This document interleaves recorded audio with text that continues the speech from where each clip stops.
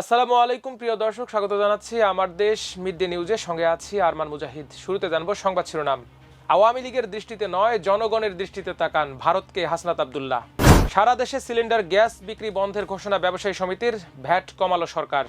এবার আগের মতো পাতানো নির্বাচন হবে না বললেন প্রধান নির্বাচন কমিশনার। মুসাব্বির হত্যার ঘটনায় তেজগাঁও থানায় মামলা। ভারতের ওপর 500% শুল্ক আরোপের বিলে ট্রাম্পের সম্মতি। মালয়েশিয়ায় বিশেষ অভিযানে 26 বাংলাদেশি আটক। এতক্ষণ শুনছিলেন সংবাদ শিরোনাম, এবার বিস্তারিত। ভারতকে বাংলাদেশের দিকে আওয়ামী লীগের দৃষ্টিতে নয়, জনগণের দৃষ্টিতে তাকাতে বলেছেন কুমিল্লা 4 আসনের জামায়াত নেতৃত্বাধীন জোটের প্রার্থী ও জাতীয় নাগরিক পার্টি এনসিপির দক্ষিণ অঞ্চলের মুখ্য সংগঠক হাসনাত আব্দুল্লাহ। তিনি বলেছেন, ভারতের সঙ্গে সম্পর্ক হবে ন্যায্যতার ভিত্তিতে, সম্পর্ক হবে আপনাদের জনগণের সঙ্গে আমাদের জনগণের। ভারত যদি আওয়ামী লীগের দৃষ্টিতে বাংলাদেশকে দেখার চেষ্টা করে তাহলে সেটা হবে এই প্রজন্মকে মিসরিডিং করা। বৃহস্পতিবার সকালে কুমিল্লার দেবিদ্বার উপজেলার গুনাইঘর উত্তর ইউনিয়নের বাকসার বাজার মসজিদের সামনে শহীদ শরীফ ওসমান হাদির মাগফিরাত কামনায় দোয়া অনুষ্ঠানে তিনি সব কথা বলেন। তিনি বলেন, আমরা দেখতে পেয়েছি 6 মাসের দীর্ঘ পরিকল্পনায় হাদি ভাইকে হত্যা করা হয়েছে। ভারত থেকে তাদের পুশ করা হয়েছে এবং কিলিং মিশন শেষ হওয়ার পর তাদের আবার ভারতে নিয়ে যাওয়া হয়। প্রকাশ্য দিবালোকে ওসমান হাদিকে হত্যা করা হলেও আমাদের দেশের অন্তর্বর্তী সরকারের অথর্ব প্রশাসন, অথর্ব বিচার বিভাগ, গোয়েন্দা সংস্থা ও আইন শৃঙ্খলা বাহিনী প্রধান আসামিদের এখনও গ্রেপ্তার করতে পারেনি। সারা দেশে আজ বৃহস্পতিবার থেকে এলপিজি গ্যাস বিক্রির বন্ধের ঘোষণা দিয়েছে এলপিজি গ্যাস ব্যবসায়ী সমবায় সমিতি। দাবি আদায় না হওয়া পর্যন্ত সারা দেশে এলপিজি সিলিন্ডার সরবরাহ ও বিক্রি বন্ধ হবে বলে জানিয়েছেন তারা। গতকাল বুধবার এক নোটিশে এ ঘোষণা দেয় সংগঠনটি। নোটিশে বলা হয়, আগামী 8 জানুয়ারি থেকে আমাদের ন্যায্য দাবি আদায় না হওয়া পর্যন্ত বাংলাদেশের সকল এলপি গ্যাস বিপণন ও সরবরাহ কার্যক্রম বন্ধ থাকবে। এছাড়া সকল কোম্পানি প্ল্যান্ট থেকে গ্যাস উত্তোলন কার্যক্রম স্থগিত থাকবে। এর আগে বুধবার জাতীয় প্রেস ক্লাবের সামনে সংবাদ সম্মেলন করে নিজেদের দাবি তুলে ধরে এলপিজি ব্যবসায়ী সমিতি। 24 ঘন্টার মধ্যে যদি দাবি না আদায় হয় তাহলে এলপিজি সিলিন্ডার বিক্রির বন্ধের হুমকি দেন তারা। এরপর সন্ধ্যায় বিক্রি বন্ধের ঘোষণা দেয় সংগঠনটি। এদিকে এলপিজি গ্যাস আমদানি ও দেশীয় উৎপাদনে ভ্যাট কমিয়েছে সরকার। বৃহস্পতিবার দুপুরে এ সংক্রান্ত প্রজ্ঞাপন জারি করা হয়েছে। আমদানির ক্ষেত্রে 15% ভ্যাটের পরিবর্তে 10% ভ্যাট আরোপ করা হয়েছে। এছাড়া দেশীয় উৎপাদনে 7.5% ভ্যাট আরোপ করা হয়।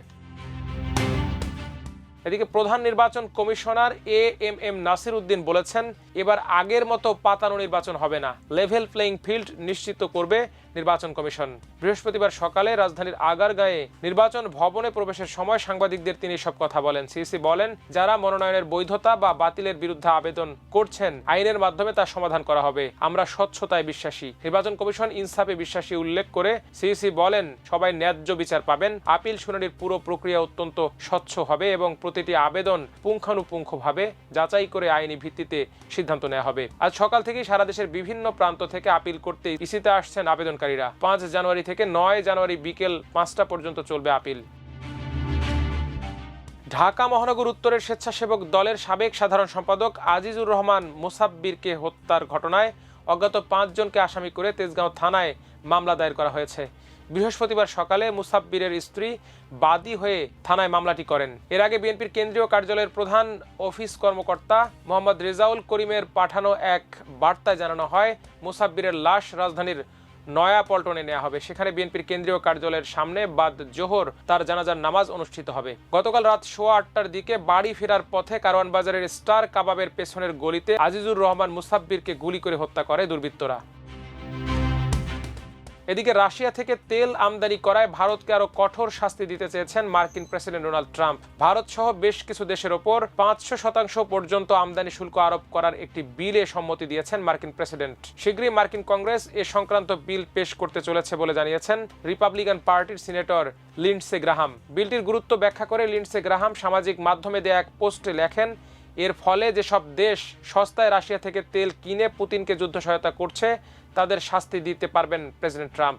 রাশিয়া থেকে এখনো তেল আমদানি অব্যাহত রাখা দেশগুলি এই শাস্তি পাবে বলে জানিয়েছেন তিনি। লিন্ডসে তার পোস্টে ভারত ছাড়াও ব্রাজিল, চীনের নামও উল্লেখ করেছেন। রাশিয়া থেকে অপরিশোধিত তেল কেনায় ভারতের ওপর বাড়তি 25% শুল্ক চাপিয়ে রেখেছে মার্কিন প্রেসিডেন্ট ডোনাল্ড ট্রাম্প। ফলে ভারতীয় পণ্যে তাদের মোট শুল্ক 50%। যুক্তরাষ্ট্রের সঙ্গে বাণিজ্য চুক্তির অন্যতম শর্ত হিসেবেও রুশ তেল আমদানি বন্ধ করার চাপ রয়েছে নয়াদিল্লির ওপর। তাছাড়া রাশিয়ার দুটি তেল সংস্থার ওপর নিষেধাজ্ঞা আরোপ করেছে ডোনাল্ড ট্রাম্প প্রশাসন। গত রোববার ট্রাম্প সাংবাদিকদের বলেন, রাশিয়ার সঙ্গে ভারত বাণিজ্য করছে, আমরা ওদের ওপর খুব তাড়াতাড়ি আরও বেশি শুল্ক চাপাতে পারি। গ্রাহাম ও ডেমোক্রেটিক সিনেটর রিচার্ড ব্লুমেনথাল বিল তৈরি করেছেন। এই বিল রাশিয়ার তেল, গ্যাস, ইউরেনিয়াম এবং অন্যান্য পণ্য আমদানি করা দেশগুলোর উপর 500% পর্যন্ত শুল্ক ও দ্বিতীয় পর্যায়ের নিষেধাজ্ঞা আরোপে ট্রাম্প প্রশাসনকে ক্ষমতা দেবে। এর উদ্দেশ্য হল রাশিয়ার সামরিক কর্মকাণ্ড ও অর্থায়নের উৎস বন্ধ করা। এদিকে মালয়েশিয়ার নেগেরি সেম্বিলানে বিশেষ অভিযান চালিয়ে 77 জন অবৈধ অভিবাসীকে আটক করেছে দেশটির ইমিগ্রেশন বিভাগ। মঙ্গলবার ওই এলাকায় 13টি স্থানে এই অভিযান পরিচালিত হয়। আটকের মধ্যে 26 জন বাংলাদেশি রয়েছে। নেগেরি সেম্বিলানের ইমিগ্রেশন পরিচালক কেনিথ তান আই কিয়াং জানান, সকাল 9টা থেকে রাত 1টা পর্যন্ত পরিচালিত অভিযানে মোট 395 জন বিদেশিকে যাচাই বাছাই করা হয়। আটককৃতদের বয়স 19 থেকে 47 বছরের মধ্যে। তাদের মধ্যে 71 জন পুরুষ এবং 6 জন নারী। আটকদের মধ্যে ইন্দোনেশিয়ার 4 জন, পাকিস্তানের 10 জন, বাংলাদেশের 26 জন, থাইল্যান্ডের 6, মিয়ানমারের 5 এবং ভারতের 26 জন রয়েছে। নিলাইয়ে একটি সাবান উৎপাদন কারখানায় অভিযান চালিয়ে সর্বাধিক 55 জনকে আটক করা হয়। অভিযান শান্তিপূর্ণভাবে শেষ হয় এবং কোনো অপ্রীতিকর ঘটনা ঘটেনি বলে তিনি জানান। দর্শক, আজ এ পর্যন্তই। সবাই ভালো থাকুন, সুস্থ থাকুন, থাকুন আমার দেশের সঙ্গে। আল্লাহ হাফেজ।